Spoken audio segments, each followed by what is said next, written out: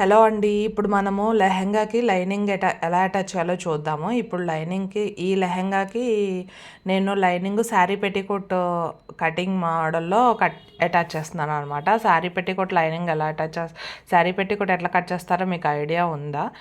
ఏం లేదు, waste divided by 8 వేసి మనము కటింగ్ చేయాలన్నమాట. అలా కట్ చేసిన దానికి మిడిల్లో పెద్ద పీస్ వస్తుంది, అటు ఇటు చిన్న చిన్న పీసులు వస్తాయి. దాన్ని అటాచ్ చేసి కింద మనము కుట్టు వేయడమే కదా, అలాగనమాట. ఇది ఏం లేదు, చిన్నగా బిగినర్స్ అయినా చేయొచ్చండి. ఇలా సింపుల్గా స్టార్ట్ చేయొచ్చు.